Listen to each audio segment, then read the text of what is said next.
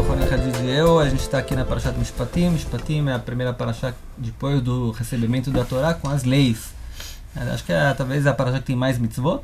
De leis sociais, leis sociais, né? Batua, claro. Todas as leis sociais. No final da Parashá, não vou entrar agora nos detalhes da Parashá, se conta que no final do recebimento da Torá, o Moshe e Aaron, Nadav e Avihu, eles se aproximaram, né, da montanha. Chegou, Moshe só se aproximou de Deus. Vem lo igashu, e os outros não se aproximaram, só Moshe se aproximou da montanha. Ve'am lo yaluimo, também o povo também não. E aí depois está escrito que Moshe Rabbeinu chegou e ele leu Veikach Sefer Abrit, Veikra Beoznei Ha'am, ele trouxe o livro do pacto, né, chamado aqui, né, e leu perante o povo. E o povo de Israel falou tudo que Deus falou, nós vamos fazer e escutar. A gente sabe o famoso fazer e escutar, é primeiro lugar fazer e depois escutar, para tentar entender os motivos, né, das leis que foram trazidas por Moshe Rabbeinu do Monte Sinai. E aí depois está escrito Vayal Moshe Ve'Aaron Vishim Mizgan Israel, e depois está escrito que eles subiram, Moshe, Aaron, Nadav e Avihu, Moshe, o Aaron, Nadav e Avihu, que são os dois filhos de Aaron, Vishivim Mizgan Israel, 70 anciões do povo de Israel. Vairu et Elokei Israel. Eles viram o Deus de Israel. Eles olharam diretamente para o que tinha para olhar. Mas Vetachat Ragrav Kemase Livnat Asapir, Betzem Hashamayim Natoa. Tem uma definição aqui, não sei como poética, assim, caseira, sabe o que eles viram? Ve'elatzilei bnei Israel lo shalach yado, vayichazu et Elokim vayichlu vayishtu. E qual a tradução? Ve'elatzilei bnei Israel lo shalach yado? Os nobres do povo de Israel, esses talvez os que falaram anteriormente, talvez. Lo shalach yado, eles não fizeram nada com eles. Vayichazu et Elokim vayichlu vayishtu. Eles viram Elokim, eles viram Deus, a princípio, a ter a tradução. Vayichlu vayishtu. Eles comeram e eles beberam. Que história é essa de ver Deus comer e beber? Não dá pra entender. Essa é uma passagem difícil na Torá, porque a gente sabe, a gente já vê isso com Moshe, que Moshe... Se quiser procurar depois, né, a gente leu o capítulo 24, versículos 10, 11 e 12. Sim. Então, esse negócio de olhar para Deus diretamente é um assunto tabu na Torá, que a gente vê que Moshe, quando Deus fala com ele pela primeira vez na arça ardente, não é? Arça, como é que fala? Né? No arbusto que está queimando. Moshe, ele esconde, ele não olha diretamente para Deus.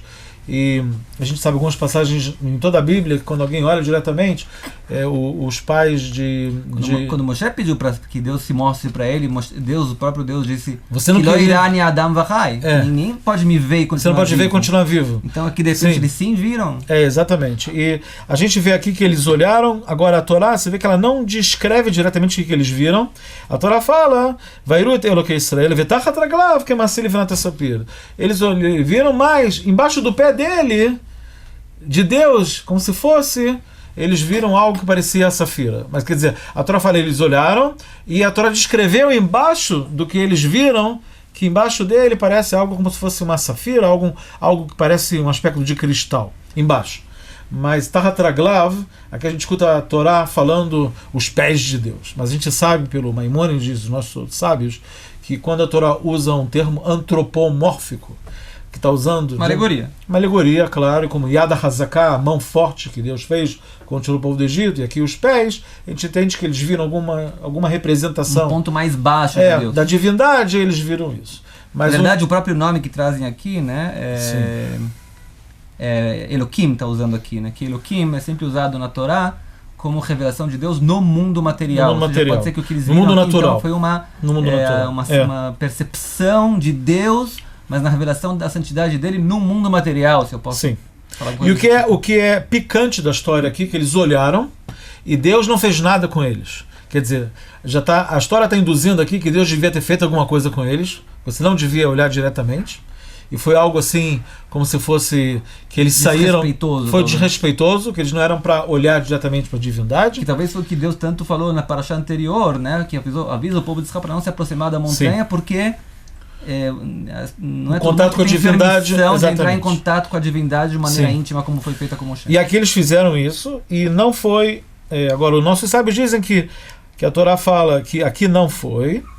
Aqui a Kadosh Baruch Hu, Deus não fez nada com eles, mas os sábios daqui deduzem, mas depois ele sim fez, que com Nadav e Aviú, esses 2 filhos de Aaron, no futuro que de novo eles fizeram alguma coisa que não era para ser feito também, que eles fizeram tipo, ou talvez um corban, trouxeram incenso, ou eles não estavam no status de poder fazer isso, não estavam bem sóbrios, o que for lá, mas lá Deus sim castigou. Então a gente vê que tem essa preocupação da Torá de, por um lado, igual a gente falou semana passada, de criar os limites. Tem os limites da história da divindade. Isso é um assunto que não é popular falar hoje em dia. De você criar limites. Por exemplo, a geração nova, que é a geração que se fala Z, tem agora a geração Z. A gente eu acho que, eu não sei qual geração. Tem os baby boomers, que assim classificam, e tem a geração que é a nossa, eu e você, e tem a geração de quem nasceu recentemente, que é a Z, que é o pessoal pós-moderno, que eles não querem escutar nenhum tipo de lei, de nada.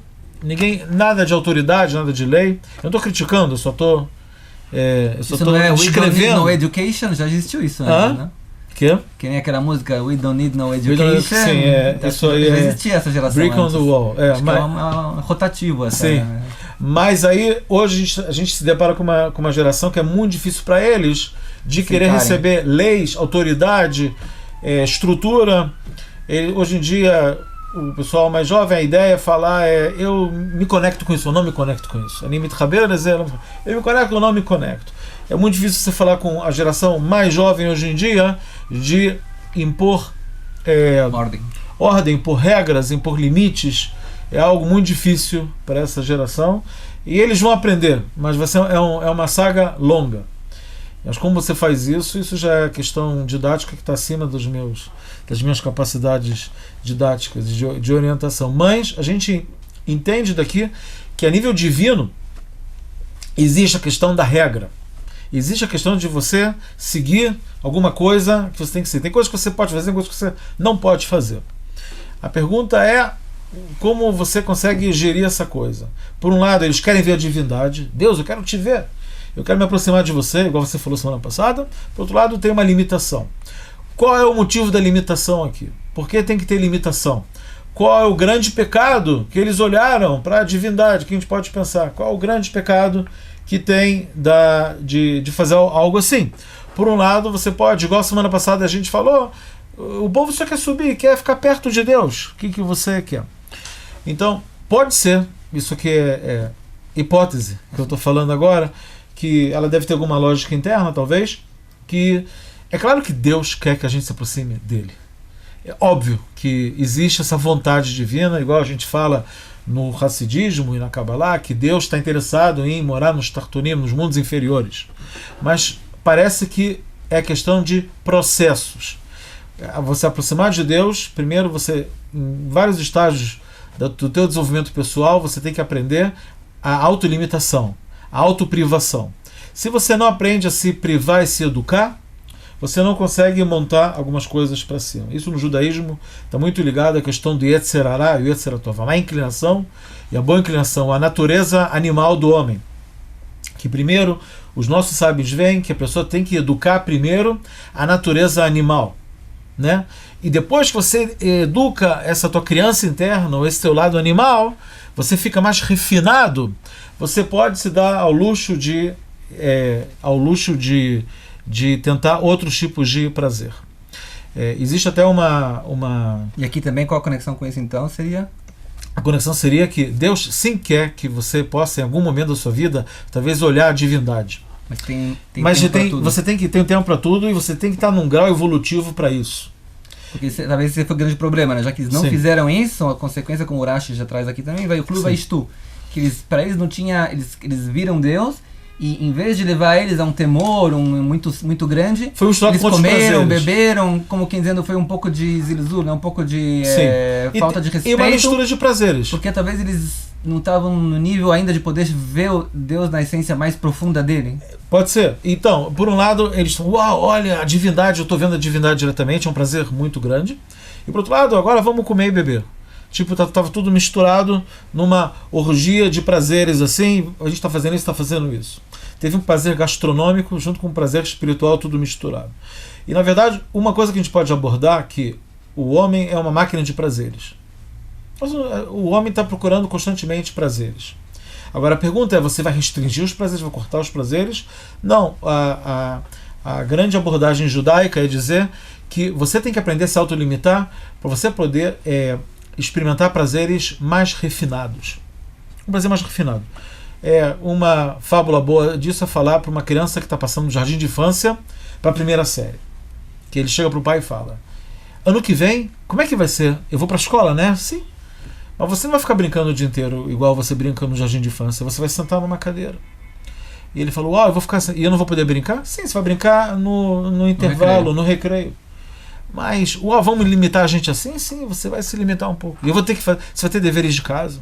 E você vai aprender as letras. Aí ele fala: pai, mas isso tudo são muitas limitações. Eu estou acostumado a brincar no jardim de infância. Aí ele fala: mas não tem às vezes que você gosta de ver filminho com os teus irmãos? Aí ele fala: sim, claro. E tem uns filminhos que não estão dublados, que tem só uma legenda embaixo. Aí ele fala: sim, sei. E você não aproveita muito, porque você não entende a legenda, né? Eles e teus irmãos mais velhos entendem a legenda e você não sabe ler ainda. Agora, você, no ano que vem, na Kita Aleph, primeira série, você vai aprender a ler. Você vai ser um pouco de esforço tudo isso. Mas vai valer a pena. Você vai atingir um novo nível de prazer. Você vai aprender a leitura. Existe um prazer na leitura. Ou seja, existem níveis de prazer mais refinados, mais...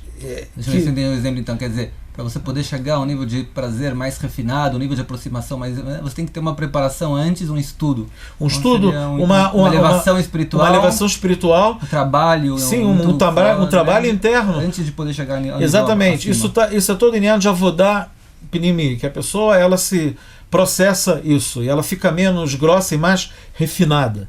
Então ela pode chegar a níveis mais sensíveis de prazer até, que não é ilegítimo. Você quer ter o prazer de Shivit Hashem Legditamid, de que Deus está na tua frente.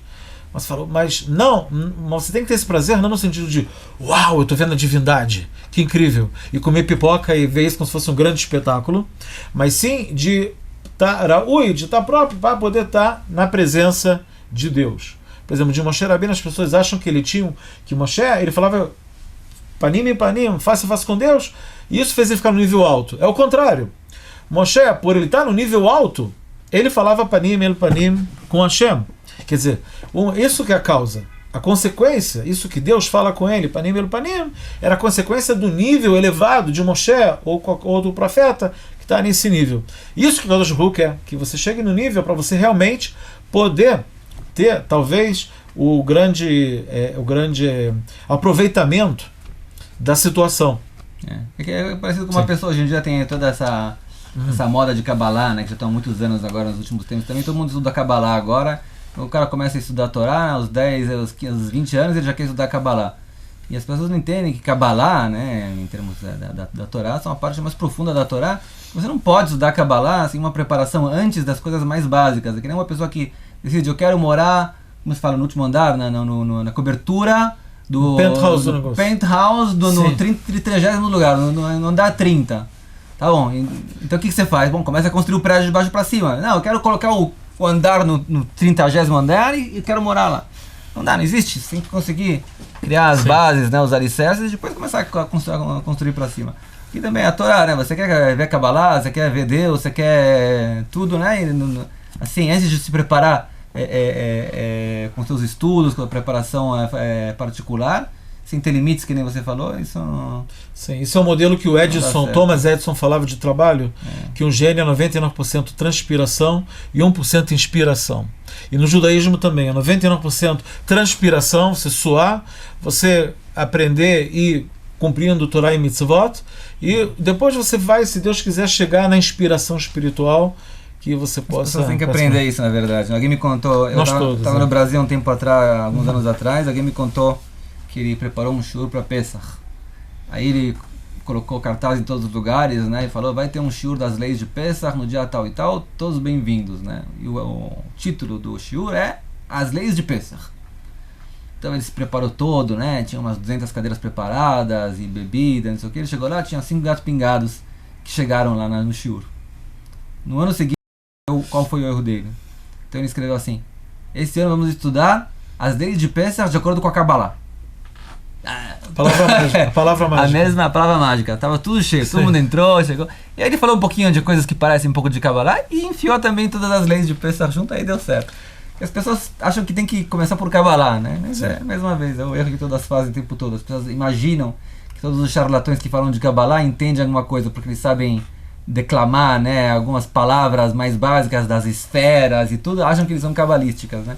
Acho bom vocês verificarem exatamente se essa turma é realmente cabalística. Olha a bula quanto antes. tempo eles estudaram, né? Ver quais são os alicerces que eles criaram antes, ou se eles começaram já direto do curso de Kabbalah. Se começaram do curso de Kabbalah direto, Verificar antes. como se fala, tem uma palavra que fala enganador em português.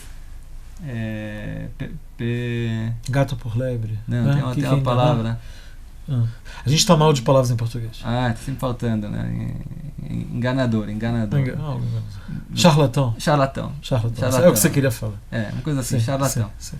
Tem mais uma palavra também, mas meu pai me contou, ele trabalhou para uma pessoa no Brasil que às vezes iam pessoas de Israel, rabinos, tem às vezes rabinos sérios, às vezes tem aqueles rabinos charlatões, né?